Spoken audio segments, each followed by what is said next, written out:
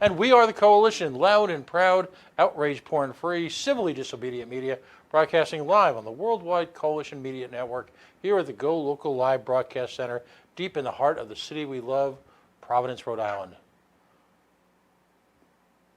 Facebook.com/The Coalition Radio, on the Mighty Twitter at Coalition_radio, and of course, the mothership at CoalitionRadio.us. Tonight we've got quite the lineup. We're going to span the immigration issue, we're going to touch on education, and then in our final section, we're going to deal with local politics as it affects one of our sister cities, Woonsocket, Rhode Island. But let's get right to, I believe, one of the more remarkable stories that I've read about in recent memory. Imagine one day if you woke up in your city, right here in the United States, was at the epicenter of a humanitarian crisis. And of course, I'm talking about what's going on in the borders with refugees struggling up from Central and Latin America for a number of reasons: political, economic, narco-terrorism, boiling down really to nothing less than a simple desire to enjoy the freedoms and liberties that we have here in the United States that we were so blessed to be born into. Now imagine, if you will, along that southern border, tales of horror really had spun up from both the media and from first-hand accounts. Children, separated in some cases from their families, being warehoused in revolting conditions certainly that are not what you and I typically associate with life in the United States. Situations so dire that if in fact happened amongst the general populace, there would be a huge outcry. And that's ultimately what ensued. And it brings to rise, if you will, the central question. What happens? What is the individual responsibility that you and I have towards our brothers and sisters? Are we so mired in this great political divide in this nation that despite staring suffering right in the face, right through the eyes of children, that we have to maintain our stoicism politically, that we have to stick with our talking points, that the heated rhetoric that's taken over our national conversation must be left intact, because we certainly can't acknowledge fault for what's happening right now as we speak here in the United States. Because to do so, to interrupt that rhetoric, would effectively assign personal responsibility. And so the moral transience that's taken place between both sides of the aisle, one blaming the other, one pointing towards some type of justification because somehow the other side had operated similarly at some point in history, has replaced the moral dialogue that takes place. Now tonight's not a night for political conversation in this segment. We'll leave that to other folks. What I'd like to do tonight is celebrate the human spirit. Folks know me as being fairly cynical about politics. Even the most stone-hearted individual, though, seeing these situations and seeing how the people of Deming, New Mexico have responded, would somehow, even with their inner Grinch, find that tiny little heart and find it to start to swell and explode. Joining me for the first time is Ariana Jaime Saladares. Folks, you'll forgive my very bad Spanish. All right. Is from Deming, Mexico. She married her husband. Thanks for having me. She married her husband Brandon in 2008 in Washington State, where he served as a member of this nation's military with great distinction. They moved to Arizona and now reside back in Deming, New Mexico, where Ariana cares for her 89-year-old grandmother. She has 2 children, and they center their extra time on community activism. Ariana has been volunteering and skating with roller derby teams since 2008, and currently skates with nationally ranked Crossroads Roller Derby out of Lucreces, New Mexico. Her other passion is working with children, introducing the art.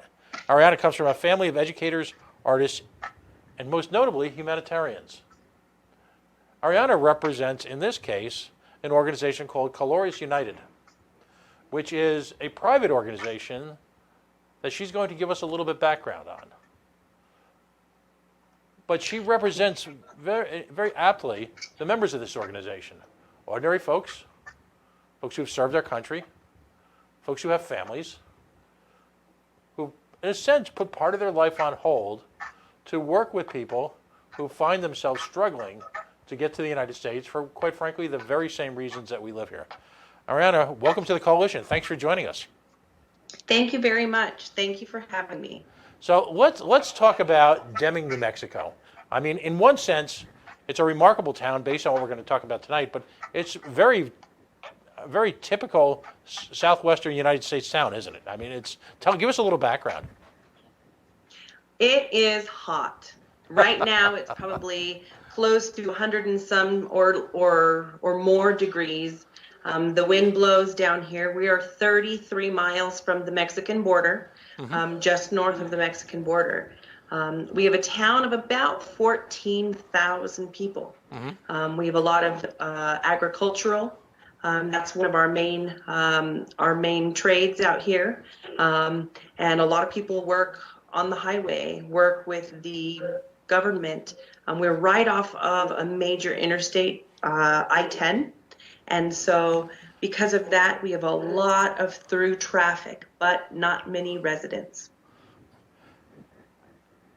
That proximity to the border and that type of difficult landscape and that, quite frankly, that kind of extensive heat. Are you the very first, if you will, real quote-unquote town folks are going to run into when they cross?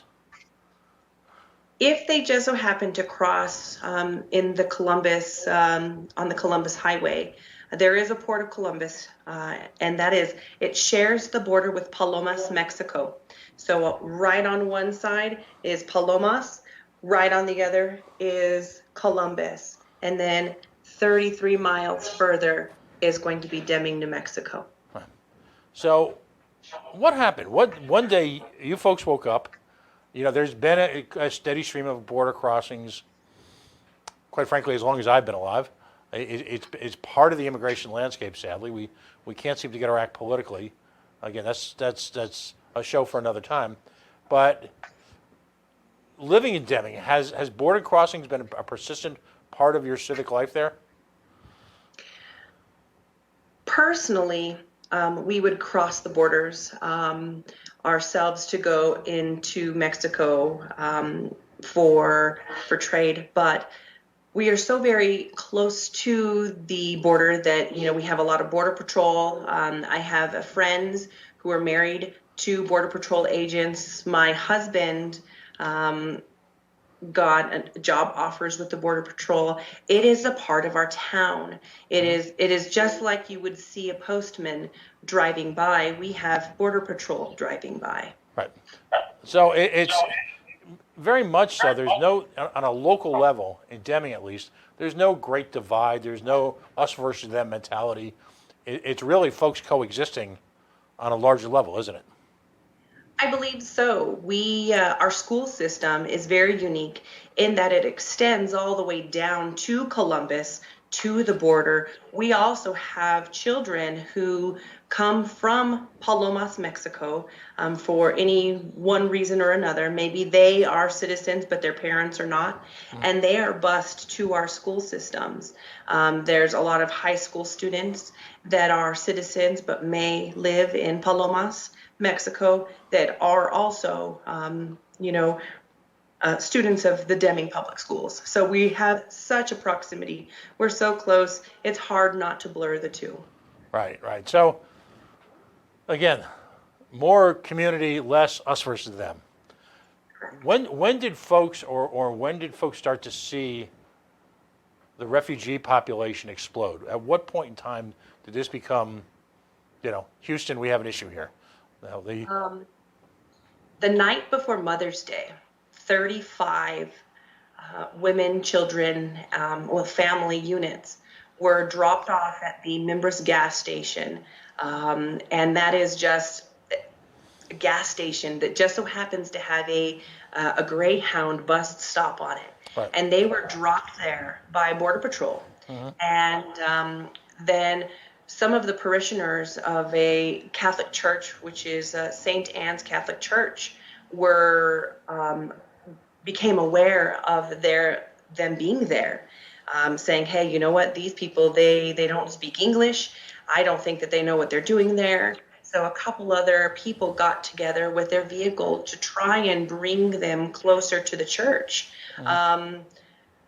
It's not a surprise, but they weren't trusting of hey, come on with us, come into our van, you know. So what they ended up doing was convincing this entire group of 35 people to walk down to the Catholic Church for sanctuary for the night, and that was about a mile.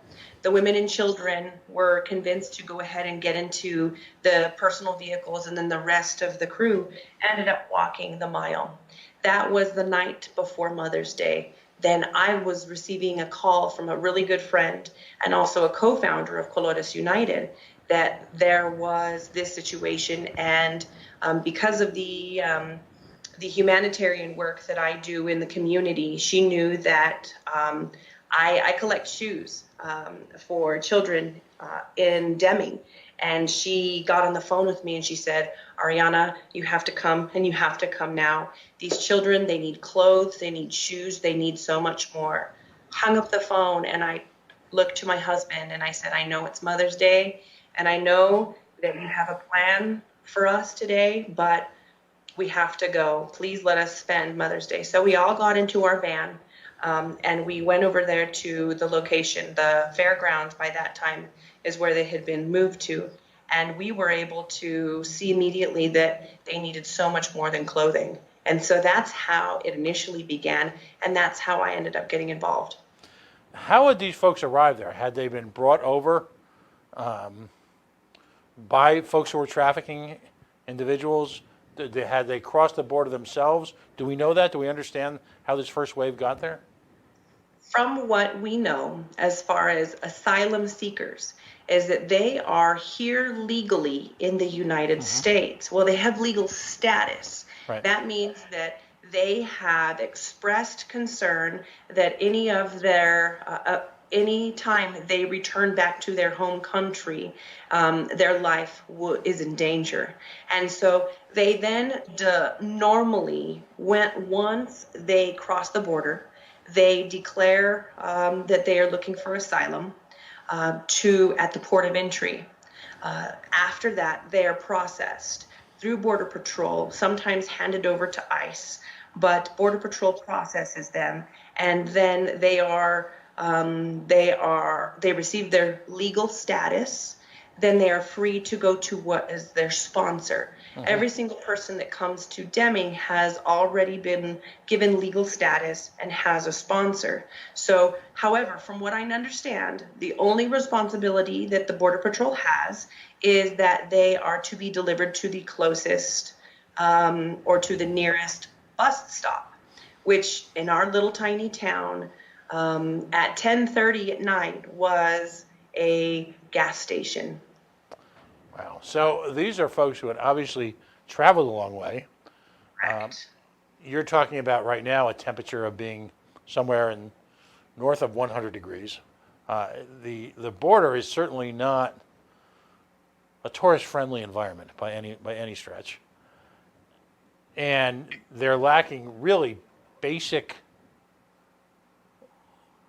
We're talking very basic needs, aren't we? We're talking about food, shelter, Clothing. water, potentially medicine of some type, and that depends what toll the crossing took on them. And then, equally important, there's, here they are. They've got somewhere in the United States, they do have a sponsor, the ability to contact that sponsor so that arrangements can be made so that folks can meet their sponsors. Tell us a little bit about that process. Every single person has a story, every family. Some of them are, some of their journeys are much easier than others. Some of them are heartbreaking. I've spoken to plenty of people who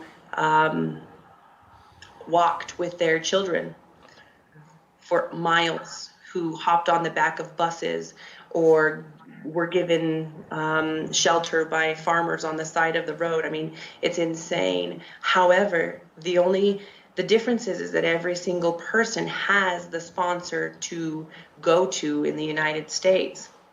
When they get to Deming, they have no idea where they are. Most of them are beyond shocked that they are so close to the Mexican border in the state of New Mexico. Once they come to us, we then contact their sponsor, let their sponsor know that they are being cared for. They're getting showers, they're getting food, they're safe.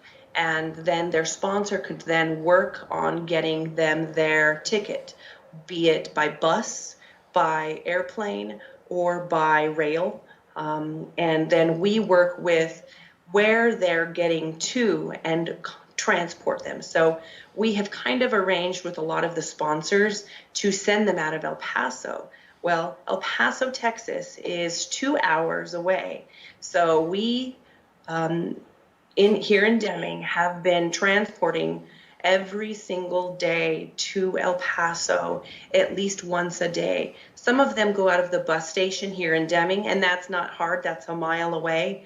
But for a long time, we were scheduling the buses to leave at 6 in the morning, sometimes even 1 in the morning.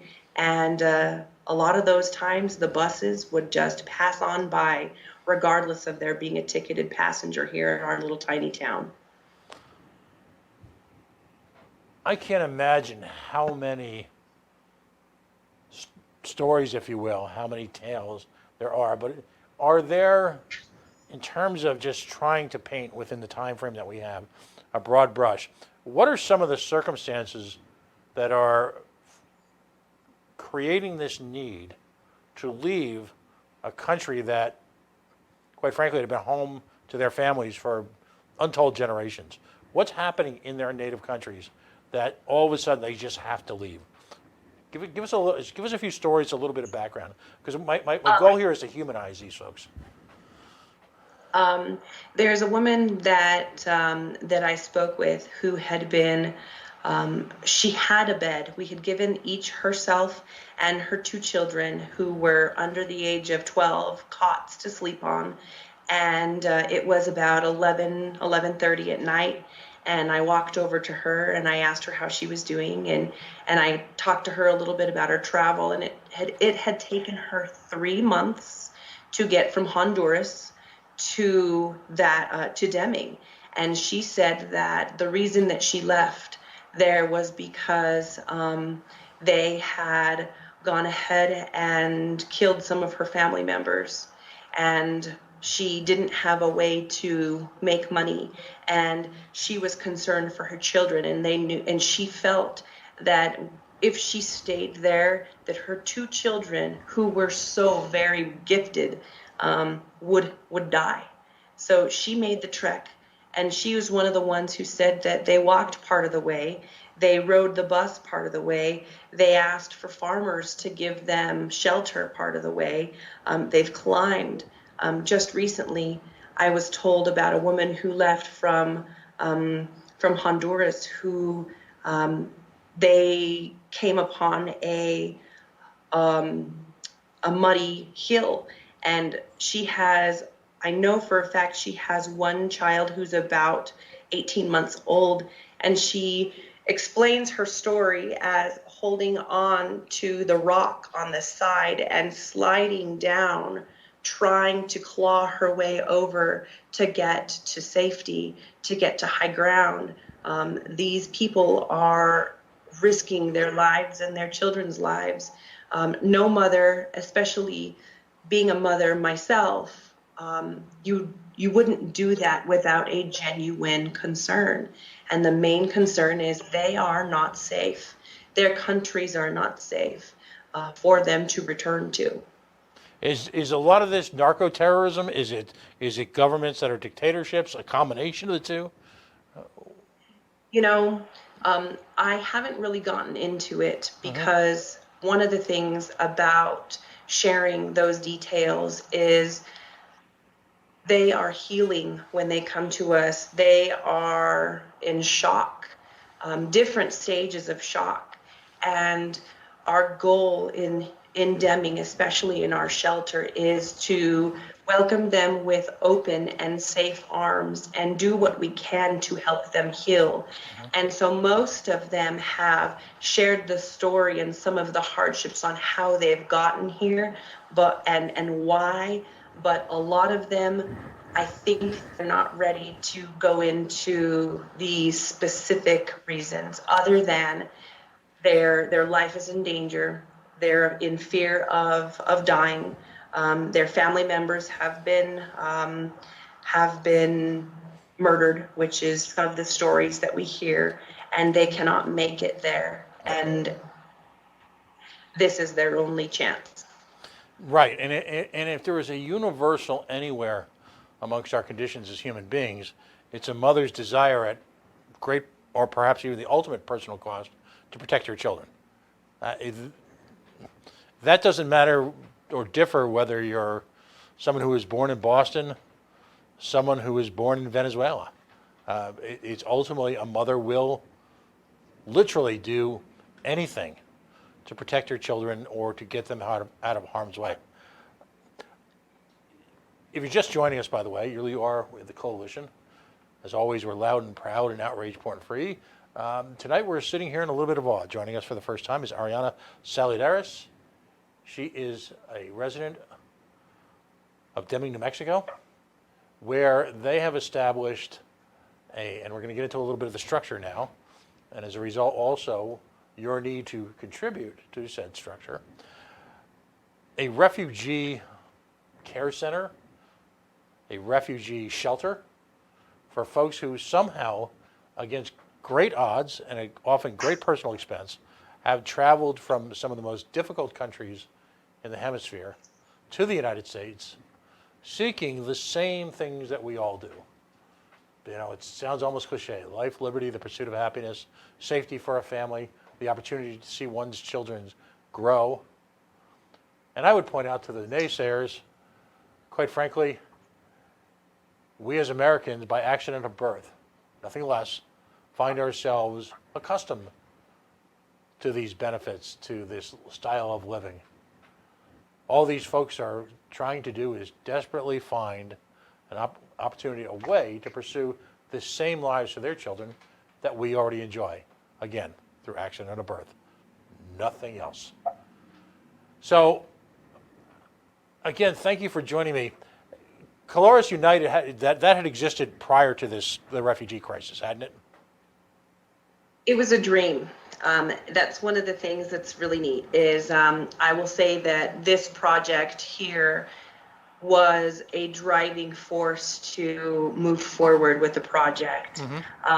Myself and our co-founders, who are honorary members, are also our husbands through maybe being volunteered, but through their support, we needed to move forward on this. We found that there was so much more that we can do for this, for the refugees. The project that we work with is called Proyecto Mariposa, which is Project Butterfly.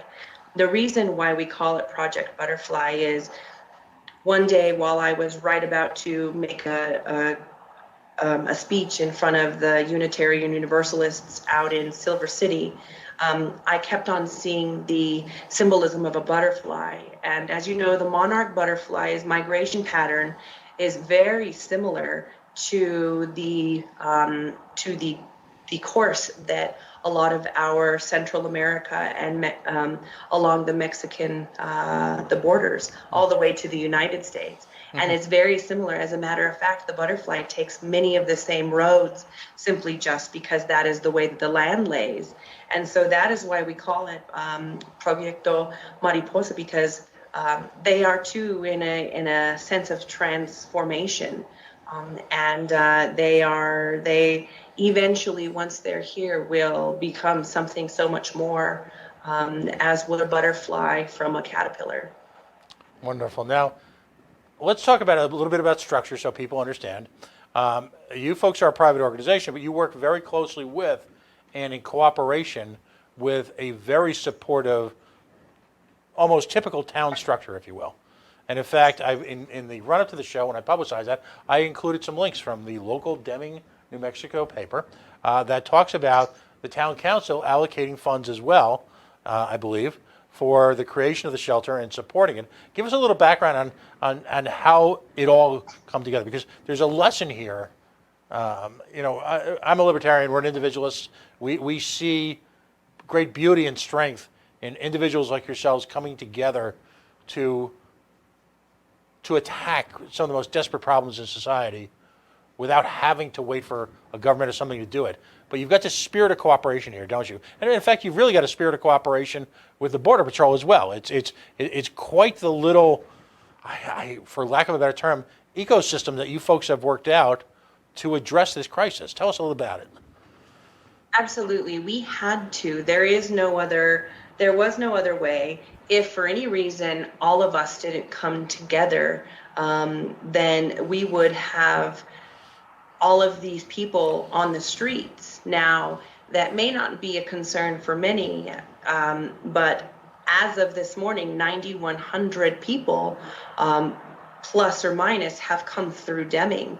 And that may not be a lot of people for LA or a huge metropolitan area, but for Deming, New Mexico, that is huge. We don't have the resources. Stores don't open on a Sunday. Things close after 7 p.m. There's bankers hours. There's only McDonald's open after 10 p.m. I mean, we are a small town, so 9,100 people.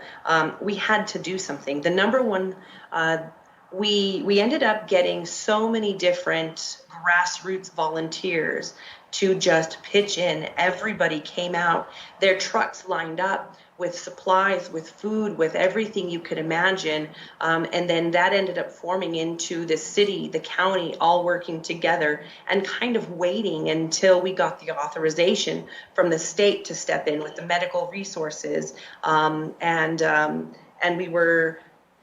And with any type of additional funding, contacting the governor, letting her know that that's something that is important, getting her word that she was going to continue to fight for reimbursement of any of the expenses that we have had to incur as a town through county and city to be able to continue this. And our townspeople are still contributing. Not only are our town, but neighboring towns.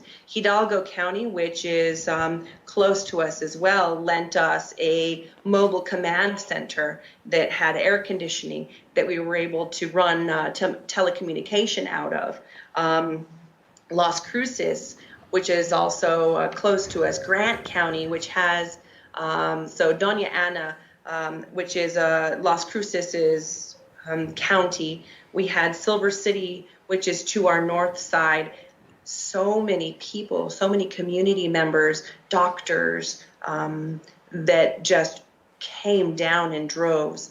On a Saturday, when we had our highest numbers, I would count 150 individual volunteers that came down to assist. Mm-hmm. And they did so without much request, other than they knew that this needed to happen, and they were there to support.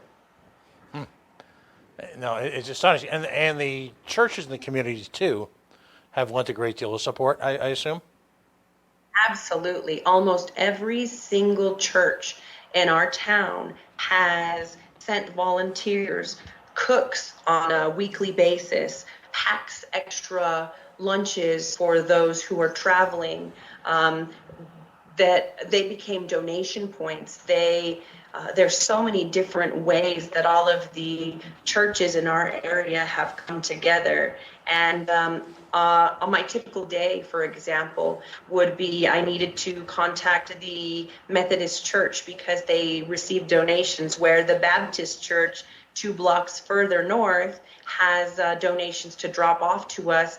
And then the Catholic Church has volunteers for us, and they're also making the food, where the Unitarian Church is bringing down items. And what it really has done is, through a series of unfortunate events, brought our community so much more closer. There is no doubt in my mind that this will never be forgotten. I'm not 100% sure what the long-term effect is, but I'll tell you one thing. The people came together. And yes, of course, there are those that don't feel the same way, that are quite outspoken in our community, that don't want them here, that spend hours behind their computer writing just horrible things about the guests, and those who assist. Mhm. But one of the things that I continue to remind others is, they may be louder, but our actions show what we're doing. I can't imagine at this point, let me step back. Through recent history, marginalized groups, once given the opportunity to have some level of normalized relations, and I'm talking about across the board, people of color, folks who might have different sexual orientations. Once folks just simply get to know each other, those walls are often broken down. And you start to see people not as a member of a group, but as individuals with their own stories, their own challenges, and their own dreams. And that may sound Pollyannish, but quite frankly, that's how it's worked. Are you starting to see perhaps some softening amongst these folks as they see families who are struggling to come to the United States for the very reasons that we're so proud of the United States? I believe so. There's a couple of different instances. For example, early on, when they were looking for somebody to assist with the volunteers, I gladly just threw my phone number out there, my cell number. And I didn't really understand at the time how huge that would be.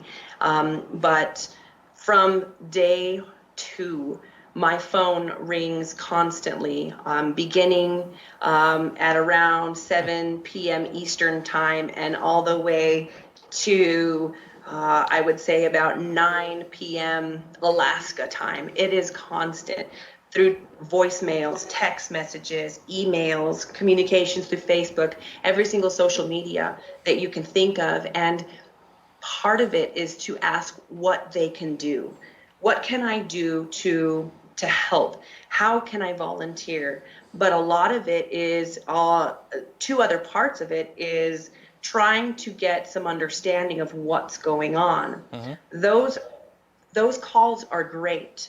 I'm not saying that that I enjoy them, but because they're very hard. A lot of the time I'm met with resistance, but I realize that it is an opportunity to teach, and they're asking a question for a reason. And I feel that those calls that we receive are so important, because I'm hoping that the reason they called was because there was an iota of care somewhere deep down. And to hear the truth, to hear some of the stories, is so very important. Those specific calls take around 10 to 15 minutes to handle, but I feel that if we can change one person's opinion, then when they get met with opposition themselves, then they'll be able to share what they have heard. Now, the other part of the calls that I receive are a lot of the volunteers, dealing with the trauma that they have seen. Because I don't know if you've ever worked in a homeless shelter or volunteered in a soup kitchen, but it really does something to you, not when you're working and when you're hard doing physical labor, but when you're by yourself and you have time to think. That is the time where a lot of our volunteers weren't expecting to get the emotions come over them. And so we also deal with that, myself and Monica, and a lot of the other the director, Ray Trejo, is his name, of the shelter. So we also field those because those too are important. How can you not have feelings? How could you not look at like, for example, today I was watching a volunteer. He actually works with the Save the Children organization, and he had a little boy, probably less than 2, and he had him in his arms, and he was bouncing him, and he took him over to the mirror, and they were just looking at each other in the mirror. And how could that not affect you? And so those are some things that are really, really deep, that we're also seeing from a lot of the volunteers. Is it is hitting so deep inside them that it is both traumatic to the volunteers, but it also drives them to continue to volunteer and to continue to donate. When we spoke last night for the first time, you talked about the restorative process, the healing process that individuals who've gone through such great trauma. Because let's not forget that not everyone makes it across the border. And some stories we'll never know.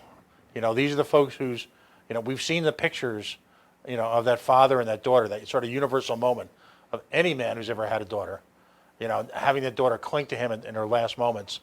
As provocative as that is, as challenging as that is, there are so many stories we will just simply never see. Talk to me about the healing process that takes place simply by these folks who have come across the border, being in the company of folks who simply care. It begins immediately, and that's one of the things that I let the volunteers know.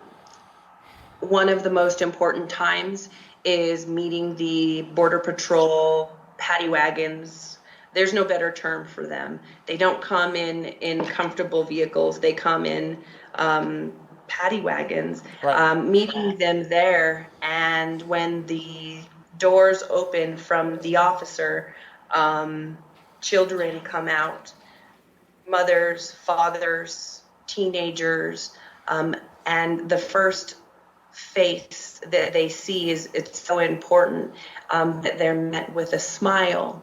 That's the number one time that is so very important to greet them. The second opportunity, there's opportunity all in between, but another one that is so important is when they freely leave. Being there to wave to them goodbye, to tell them good luck, to tell them congratulations that they've made it. They themselves, when they step off of that Border Patrol van, you can see they're exhausted, they're traumatized, they don't crack a smile. It's emotionally distressing to when they leave us. They have tears in their eyes because they are so happy. They've been treated so well. They give hugs that are just, they consume your soul. I'll never forget some of the eyes of those children when they look at me, and it's just beautiful. And at the same time, understanding across the border how many times people get out of those trucks and don't get that and don't see that. And again, I'm not here to draw on the political issues surrounding it. I'm here to point positives here. I guess the closest term I can come to, it's almost a Christ-like experience, because this is exactly what Jesus would have asked folks to do, to really suspend the feelings of differences, the feelings of superiority, the anger or the hostility that one may still harbor because of this issue, and instead release that and simply look at these people as individuals, as human beings who are desperately in need of just love. It really comes down to that, doesn't it? Yeah, I don't know many of the other places that hold asylum seekers because I haven't honestly had the time in my schedule. I've been so busy here, but I want to go and see some of them because I want to feel what it feels like. But one day, what I know is that here in Deming, we do everything possible to begin their healing. We give opportunity to allow themselves to feel. We have them, if they wish, they can help us clean. They can help us cook. They help us organize. They work because they're very grateful that they just so happen to be the ones that, when they were loading up, they said, take these to Deming. I think that there's a lot of the times you hear about survivor guilt. I'm fairly positive that there are many that come through or start in a caravan or in a group of people and they get separated. And they always will wonder what happened to so-and-so. I know this is true because they've told me that there was for example, there was a little girl in the early 3 or 4 weeks with a broken arm. And there was a man who said that he started off his journey in El Salvador together with her parents. And when he started off the journey, she didn't have a broken arm. They, for some reason, were brought back together in Deming, New Mexico, and she had a broken arm. I didn't go into why she had a broken arm, but you could just imagine that every single story and every single path that they have taken, it isn't easy. Clearly, there's no central database, there's no website that lists these volunteer refugee centers. Anecdotally, have you ever heard of other towns along the border that have reacted to this crisis in the manner that you folks have? I think we are unique, and I would need to do more research. But if you take a look at some of the facilities that are close to our area, in Tucson, they were staying in a monastery, but they just recently signed a lease to occupy the juvenile detention center. In Yuma, Arizona, in San Diego, in Las Cruces, they are with the Diocese of Las Cruces. In El Paso, they're with the diocese. I don't know of many other places here that have the municipalities working together along with the grassroots effort. I think we do it because we are one and the same.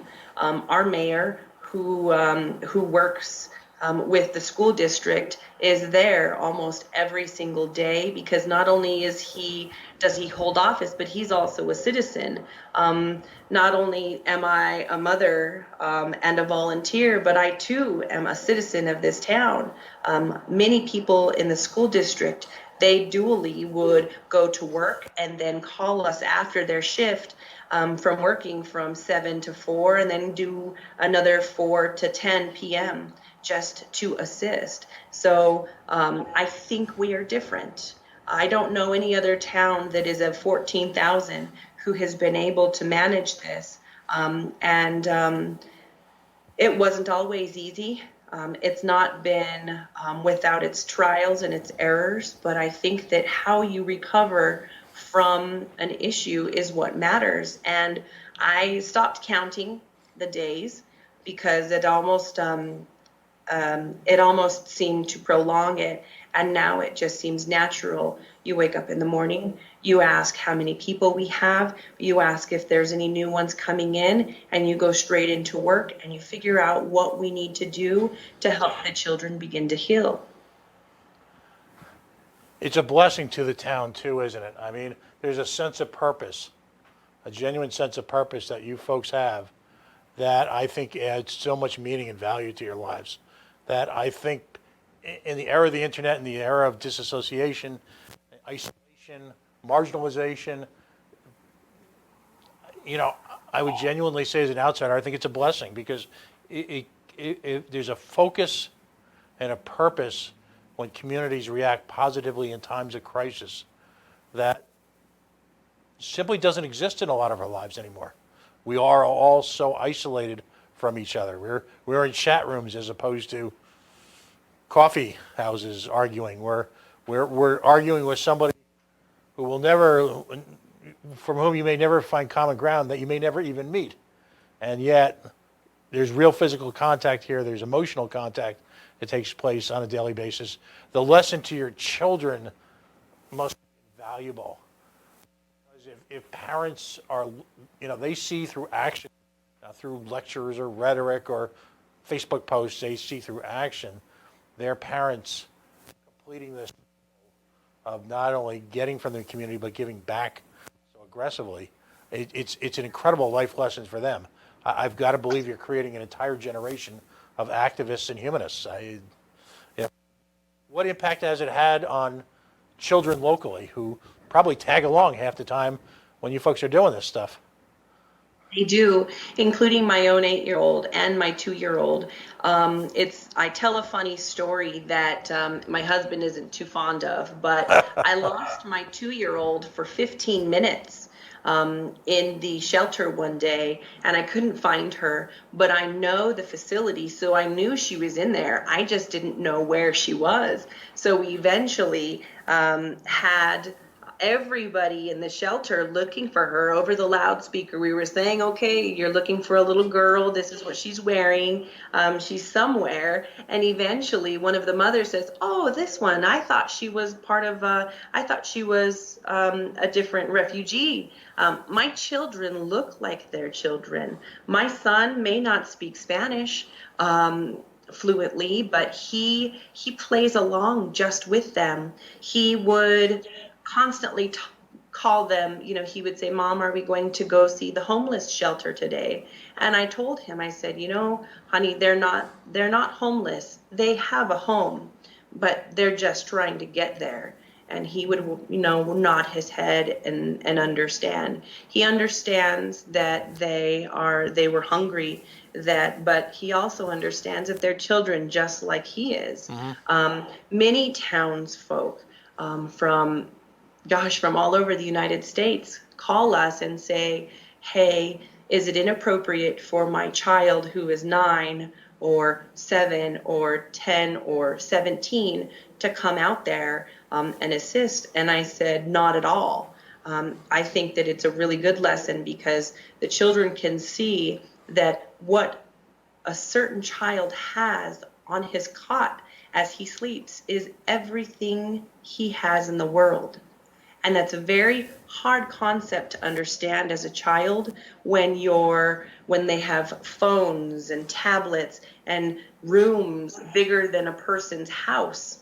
Right. In Guatemala. And so to see it there, to see all of those, one simple toy, one simple bag, a pair of shoes, and understand that is all they have to their name, is I think invaluable for a child to learn, including my own. There's real opportunity here really for us, I think everyone in the nation, on a couple of different levels. First of all, we can look at your community's reaction, behavior, coalescence, and learn from that. But clearly the pictures coming out of South Texas, in particular in Arizona, have created a great deal of outrage amongst Americans, justifiably so. We're not in the blame game here, so let's get to the positive of it. For every individual who is outraged, there really is a very, and they don't happen to live in southern New Mexico or southern Texas, there's a very simple step they can take here, isn't there, to participate in this? And it's quite frankly, it's donations.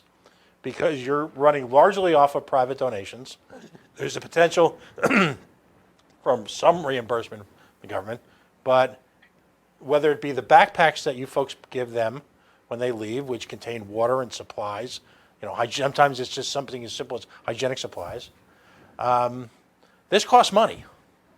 And so my challenge in our tiny little neck of the woods here, because you're talking to into a state here, Rhode Island, which is probably the size of Greater Phoenix, if that, this tiny little state, for every person who's been outraged about it and feels impotent and doesn't have a way to react, there's a very simple way, isn't there? And what is that? There are, I say that there's 3 levels of assistance. The first one is free. And the number one thing is to share the message. We post videos often of what's going on through our Facebook page. To share the stories, to click on those. We don't have a YouTube channel where we generate money from that. No, that's not what I'm talking about. But to continue to share the story, if one can't donate, maybe whomever they share the story to can. On Facebook, we currently have a Facebook fundraiser going. We also have a GoFundMe. Being in a younger generation, but not so young that I'm not hip anymore, so that is self-proclaimed, by the way. We also look at Zelle. We look at Venmo. We look at other ways that younger people are looking to donate. $2, $1, all of those things. It costs $3 for a woman to have a pair of leggings to wear that maybe she hasn't taken a shower or changed her clothing in several weeks. And so being able to donate is so huge. And I think that to touch on the those who have anger, it is because they don't know what they can do. And so every single day we hear a lot of anger coming through the phone, and we work on redirecting that anger and saying, look, share these videos, share this artwork that we post on our Instagram, on our Twitter, look at these stories and understand that all you need to do is share. And if you can donate $1 or $100, then please do, because that directly goes to all of these families. And so there's also a way to volunteer. We're starting a Amazon wish list that you can kind of look and see what you can do, and it gets directly delivered to the Armory, which is where we are. The address of that is 700 South Pearl here in Deming, New Mexico. For a long time, I just had people sending boxes to my house. I think it's funny because almost daily I go out in my front porch and there are new boxes of items. I don't know who it is because a lot of the time it's anonymous. But all I know is every time I pick up those items, I say thank you to them, because obviously they felt that they needed to do that for our guests. I love that you refer to them not as refugees. They're not immigrants. They're not they're your guests, and that's really the ultimate expression of welcome. I mean, you treat them as if they were folks, maybe an extended family member, a friend of a friend, who showed up at your home, maybe under good circumstances, maybe under dire circumstances, but the ethos here is that every one of these folks is treated with respect and dignity as a guest. Well, and that's something that is almost immediately stripped from them when they come when they make the voyage to the United States. Every single step that they take, their dignity is stripped further and further. They're held without baths. They're held without clean clothing. They're held without food. They must ration. I've heard stories of parents having to choose whether to eat or whether to give their children food. And I had a gentleman who didn't eat for 4 days, and he was starving. And so they are our guests. A lot of the time, some of the things that happen online, which is the funniest thing, is because I do read them sometimes, but a lot of those who oppose say, if you want them so bad, then why don't you open your home? and I say, gladly, here's my address, please send them. And as a matter of fact, I would love to invite you over to dinner too, so you can see what how we do hospitality. Anybody who comes into Luna County, anybody who steps into Deming, it's so very important that they are welcomed. You don't just come to Deming for our duck race, which, by the way, is a thing. You don't just come because you always pass through it. One of the things that just reminds me is I need to put a little bit more about our community on our website, the Colores United website, which, by the way, is www.coloresunited.com, COLORES,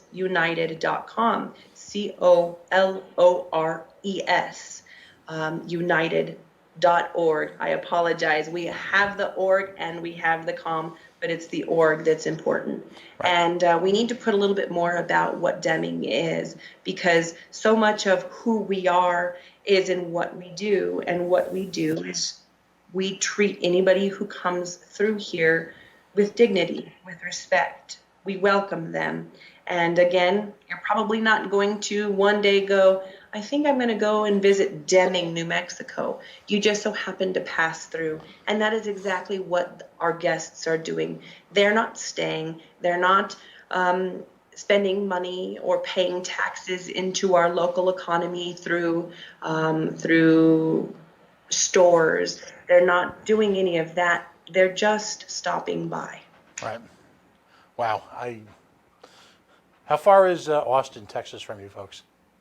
I think that's about at least 14 to 18 hours away.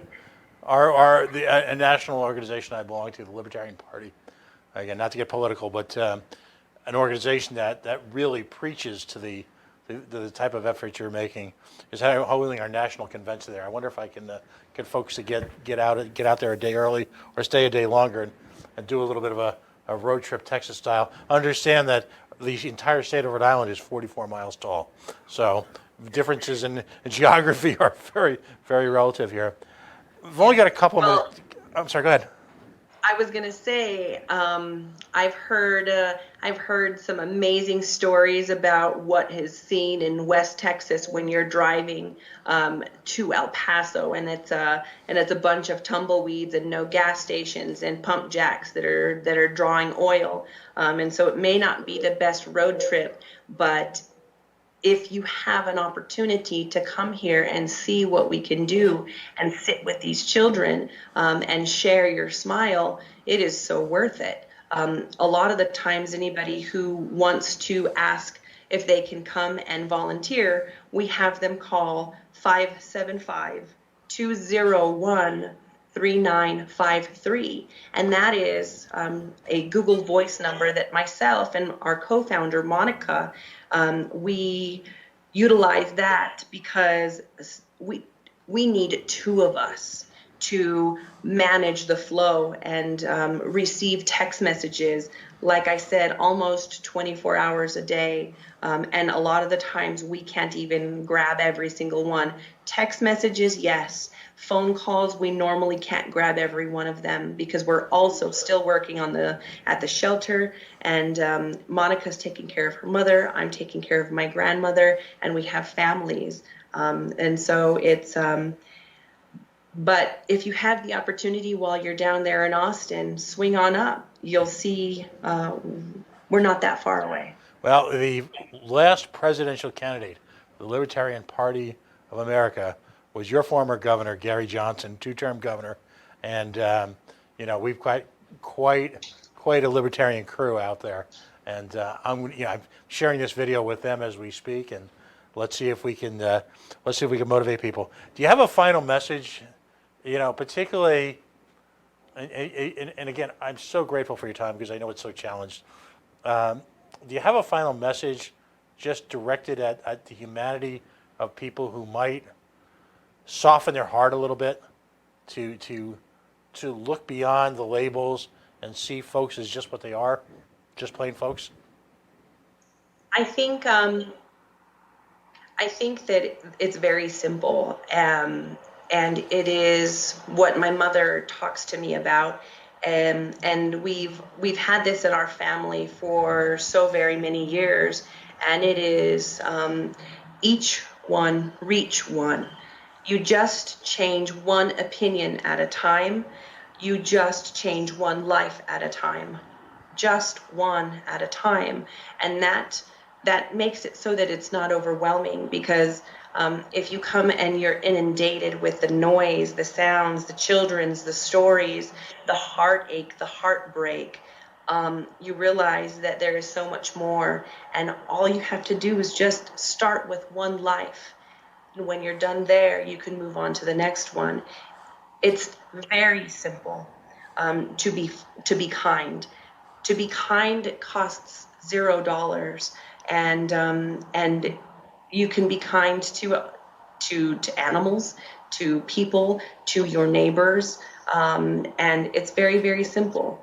I invite everybody, all of the viewers and the listeners, to our website, to our Facebook page, to check us out, and to, if there's anybody who has questions, feel free. I may not get to your email or your text message right away, but it is important, because if I can answer a question to you, then you then can spread that information to someone else, and it just starts with one.